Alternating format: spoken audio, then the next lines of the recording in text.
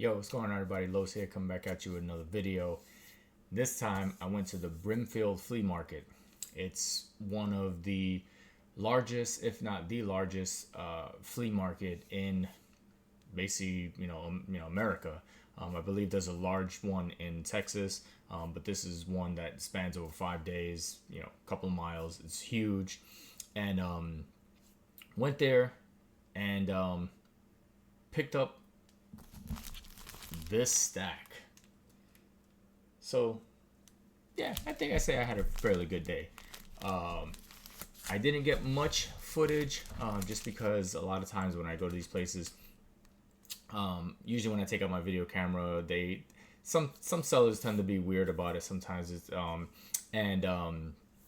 with the day I went, it was raining a little bit too, so taking out my camera or my phone didn't want to get too wet and stuff like this. So I took a little bit of footage. I'm going to show you that, and then we're going to come back and I'm going to show you the books that I got. All right, so you know what to do. Hop on that train, take a journey with me.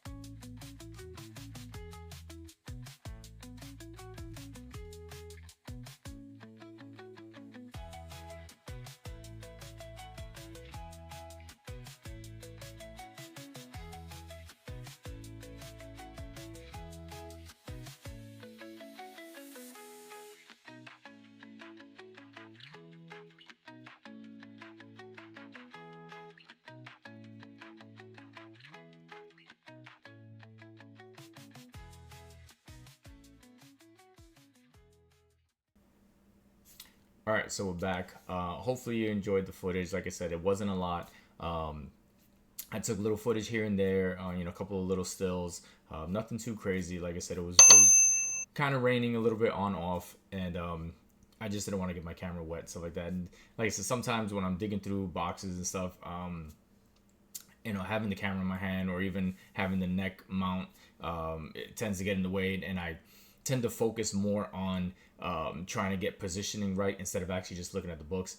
And on those going to these trips, there's a lot of places to look at, a lot of vendors, and I tend to spend a lot of time there, but it gets tiring, and I try to go through as many boxes as I can. So like I said, that kind of slows me down, and sometimes when I have the camera out, some of the vendors tend to be a little wonky, and I don't know, maybe I just want to focus on the books sometimes, and just but it is what it is. But I did find some pretty good books. I actually did go 2 different days. So I went one day on Friday by myself, and then I went on Sunday with the family, and found books on both days. And like I said, didn't get much footage, but got a lot of books to show you. So a lot of people selling books, as you can see from Mike and Rich, so Lunch Money Comics and Fill a Box Comics. So they went to the flea market as well, and Brimfield, and obviously they have great footage, so definitely go check that out. I'll probably link their channels below. Obviously, if you're watching my channel, you know both of their channels. They're much larger than mine, and they had great footage. And a couple places we actually went to the same vendors, just obviously different days. I'm gonna show you the books that I was able to pick up. So yeah, it's sometimes hit or miss, right? It starts out a little slow sometimes, and you finally find something. Obviously, some people overgrade, overprice their books. They just think because it's an old book, what is what it is. So I'm going to show the books that I was able to get. So I'm going to space this out based on vendors that I found. So one vendor had a bunch of books, and it was just he had a lot of books, but I went through them, but I seen that they were like a little overpriced. I just went through his dollar bins, and this was the first book that I found. This guy right here. So Joker and the Mask. It was a little 4-issue miniseries. These are not like extremely expensive, but they are kind of hard to find. It's like through Dark Horse DC collaboration, so you don't see these very often in the wild. He had issue number 3 and issue number 4. It would have been nice if he had the whole series, but you get what you find. Next we have this one right here. This was Batman Legend of the Dark Knight, number 16. And this is part 1 of 5 from the Venom storyline. I believe this is the one where it's like the origin of the serum, the Venom serum that Bane takes to get, extremely large. Next, we have Andrea D. and number 1. And I just got this because I feel like it's an homage cover to Planet Comics. So I was like, for $1, why not? Next we have, what is this? Aphrodite 9, number 1. Not sure why I got this. I think just because it was number 1. I thought there was something with this, but I could be wrong. If there is, I'll put it there somewhere. Next we have Spectacular Spider-Man number 15, and I believe there's a first appearance or something in this book. I know it got hot for a little bit, but for $1, why not? Next, got this guy right here, and that is Top Cow Convention Sketchbook from 2004. So thought these are pretty cool. I always like these like little sketchbooks that you can get. Sometimes they have some pretty cool artwork in them. And Top Cow, obviously you're gonna have like Silvestri and Kirkman. You'll have I like the more indie artists on here, so thought it was pretty cool to grab that. Next, we have this one right here, and that is Star Trek number 3. But this is a photo cover. This is like the RI retailer incentive. I grab these whenever I can, just because you don't see them very often. They're a little harder to get, and I guess I'm not the biggest Star Trek fan, but when I could see these variants, I grab them. Next, is this one right here, and this is Nameless #1. And I'm not sure. I think this was like, one of those indie titles that was like option, like they all are. So scooped it up for $1. Next, we have Buffy the Vampire Slayer #1 from Dark Horse Comics. I believe this is the first solo series. It's not her first appearance, but I think it's her first solo series. So I was like, scooped it up. And the last book that I found, which I think was the best one out of the bunch, is this one right here. And that is Gen 13 #40. And, it doesn't look like much, but what it is it's a variant cover. It's a B cover. And, it's one of those things where it doesn't say it on the cover that it's a variant. You just have to know. And for some reason, it felt like there was something with this book. It was strange compared to like the artwork of this series. This looked a little out of place, so I was like, you know what, I'll grab this. And turned out it's almost like a $40 book. So I was like, yep, good thing I grabbed it. So that was from the first vendor that I found. Like I said, everything there was $1, so thought that was good. And on to the next vendor. So on this day, on Friday, a lot of the vendors that I found were just selling things a little too crazy. And this next one was basically the last seller that I went to, and it's the same seller that Mike and Rich went to, which was, he had everything for $2. Obviously you've seen what they found. It was pretty good stuff. I'm going to show you what I got. I ended up getting 33 books from him because he had some pretty good books. I'm going to go indie, DC, and then Marvel, I think, or something like that. So he had a nice little run of Savage Dragon books. And so this is Savage Dragon 243. So if anybody knows Savage Dragon or try to collect, when you get to like the like 220 something, I think, issues, they get very low print run. These end up dropping into like the 8,000, 6,000 range. So even though they're not all of them are keys, but they're very low print run, they're hard to get. So you find them for cheap, you definitely scoop them up. So he had a nice little run. So 243, 244, 245, 246, 247, 248, and I think some of these are like, first appearances or something like that. But it's just a lot to go through, so I'm just running through them. 249 and 259. So like I said, any of these I snag up, especially in that 200 range. I know, Spawn is considered, or it is the longest running indie title. But Eric Larson likes to say that Savage Dragon is the longest running indie title with only one artist, right? So with Spawn, Todd McFarlane didn't do everything. He didn't do all the covers. He like skipped a chunk and stuff like that, and he let it to other artists. Whereas Eric Larson has done Savage Dragon from the very beginning and never skipped an issue. So he likes to claim that his is technically longer. But thought that was pretty funny.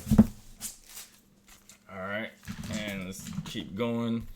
And the last indie book, which thought was just interesting because I used to, if anybody, we used to collect books in order to get like your price guide. It was in Wizard magazine, and every once in a while there would be like a mail away slip in there, and you can mail away to get these half issues.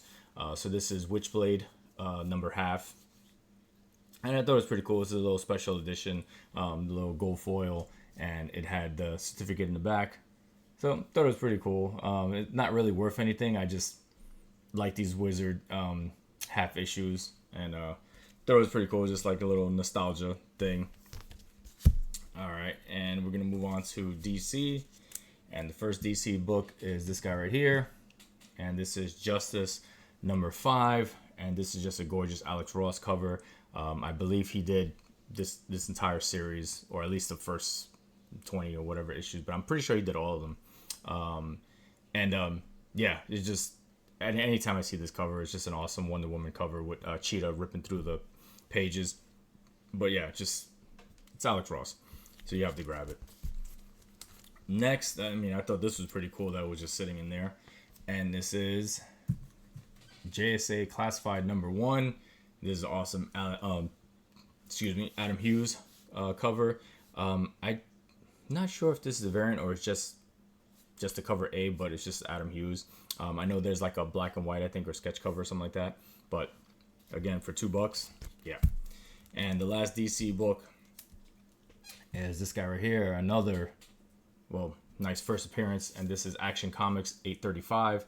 This is the first appearance of Livewire. I believe this is the first appearance of Livewire in continuity. There's another, I want to say Superman Adventures 5 or something like that.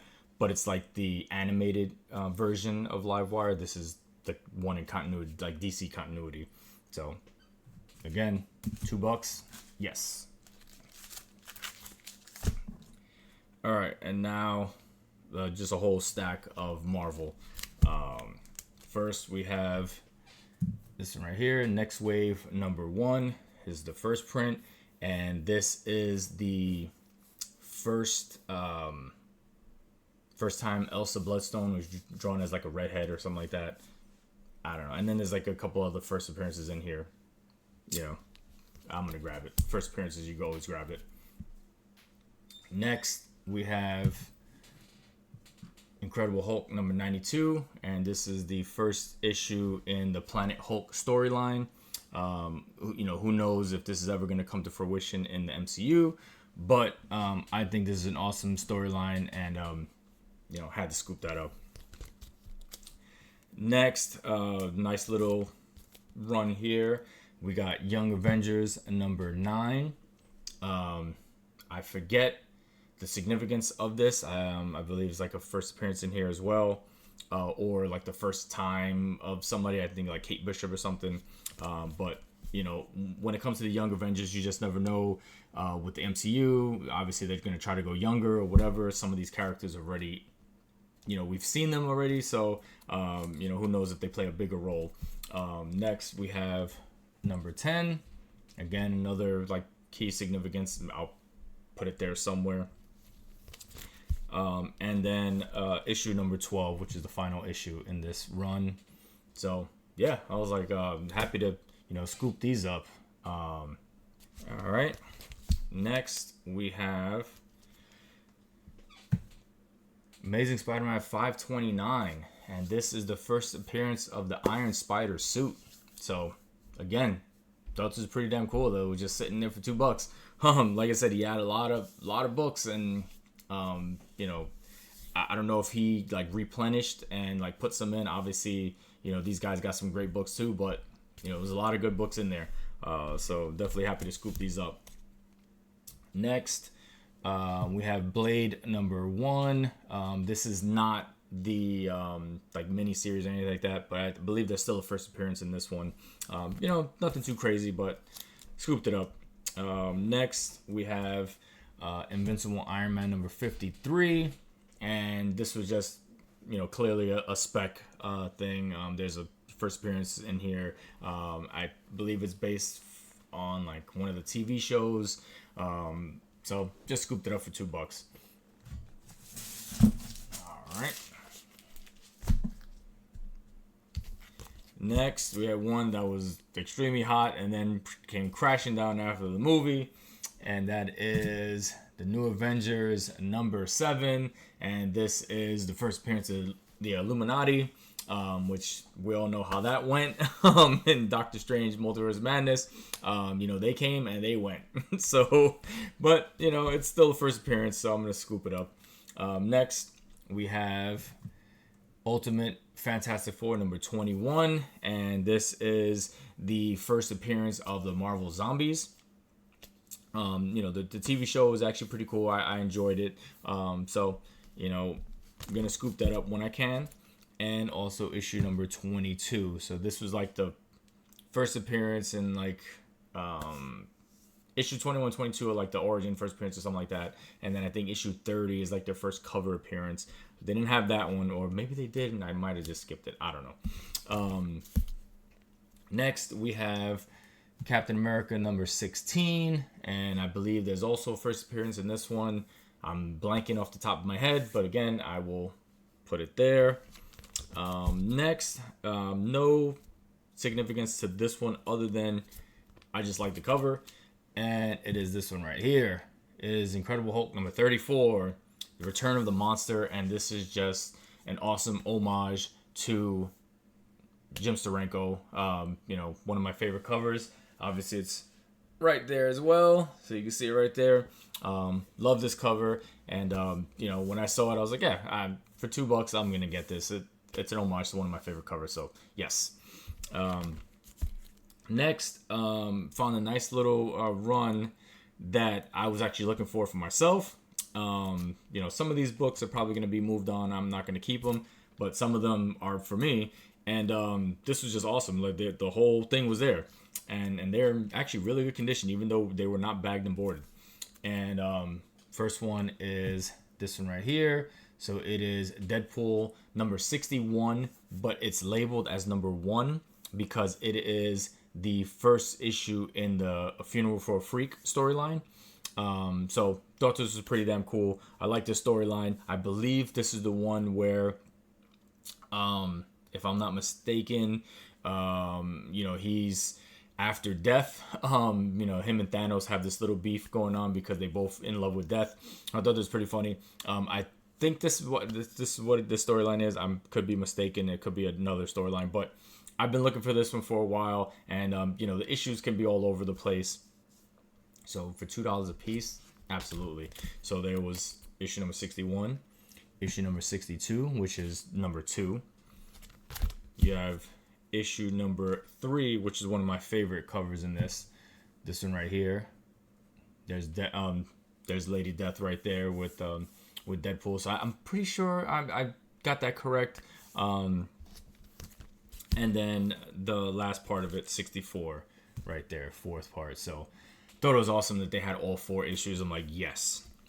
Then they also had issue number 65, which is also a first appearance. And like I said, I'll put that somewhere there. Don't know off the top of my head.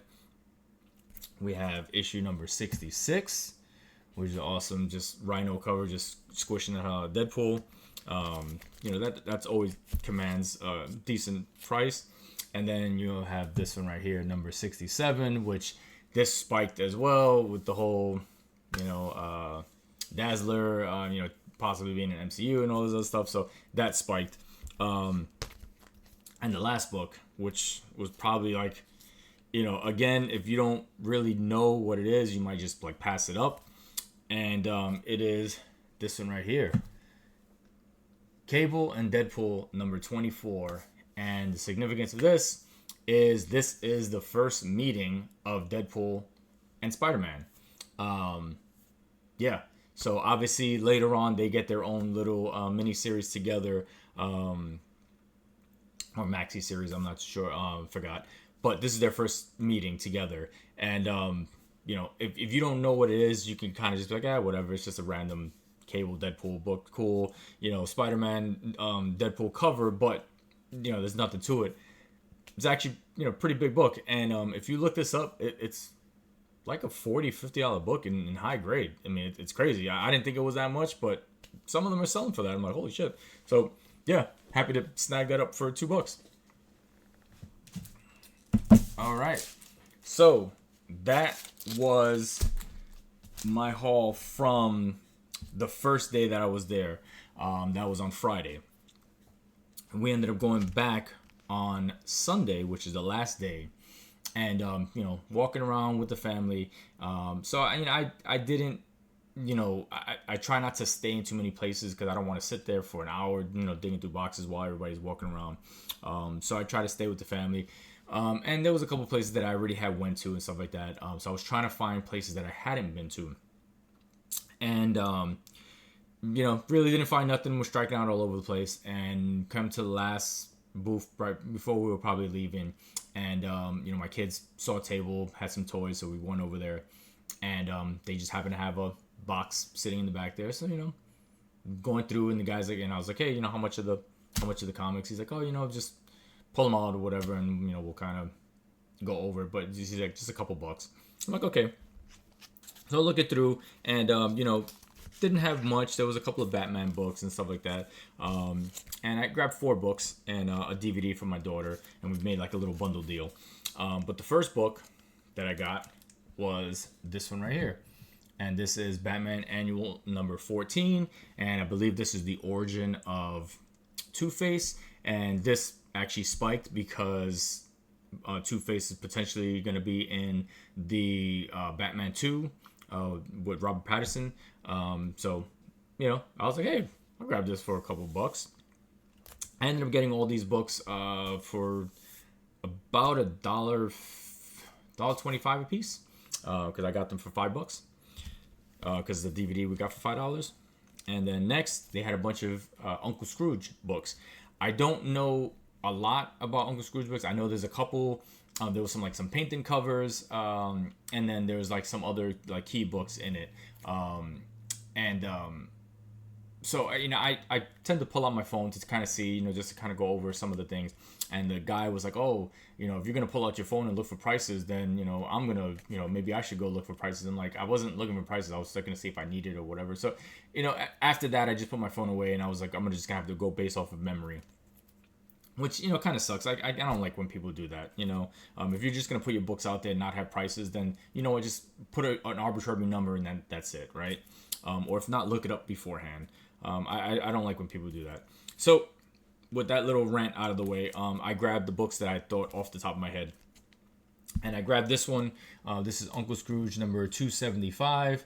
And I thought it was just cool because it's a painted cover, and some of these painted covers can kind of go for a little bit. But it was Carl Banks and Don Rosa are in this, so I thought it was pretty cool. So I grabbed it. I looked it up. It didn't really have nothing significant other than it's just a nice little painted cover. But the next one is an actual key book, and I know this because I have it, and I was like, this one actually looks better than mine. And this is Uncle Scrooge number 219. And the significance of this is the first time Don Rosa is on Uncle Scrooge. So thought this was awesome. Like, hell yeah, I already have a copy, but this one's better. And for $1.50 or $1.25, absolutely. And the last one is one that I was looking for personally, and didn't think it would be there. And this book is clean. And for the fact that I don't even think these were in bags and boards. I put them in bags and boards. For it to be this clean, it's a banned issue. So they banned this issue, and you're going to see why. And it is Uncle Scrooge number 295. So obviously there is like a little zombie character there. But if you notice how the zombie is kind of depicted, you see the little doll in his hand as well. This is similar to how black people were drawn back in the day, and it was very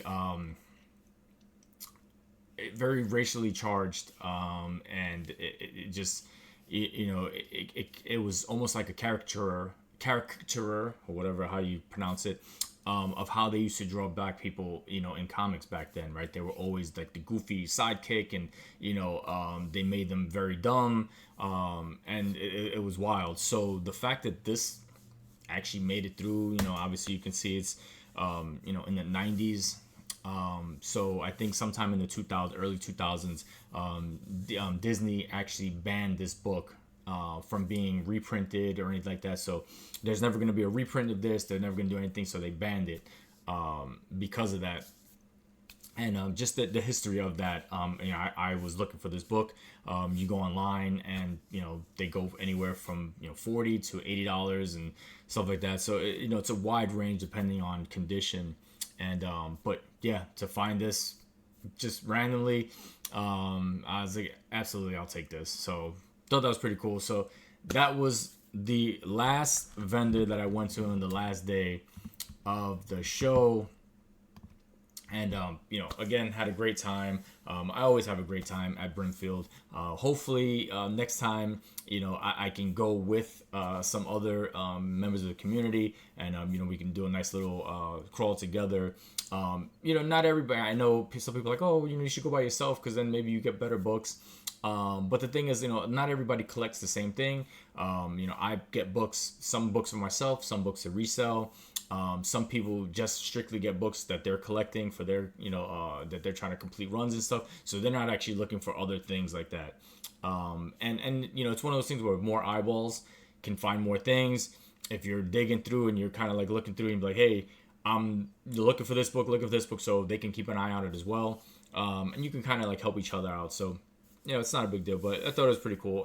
But like I said, had a great time, and found some pretty good books. The one vendor, like I said, everything was, $1. I got 11 books there. And I think he only charged me like $10 or something like that, or $11.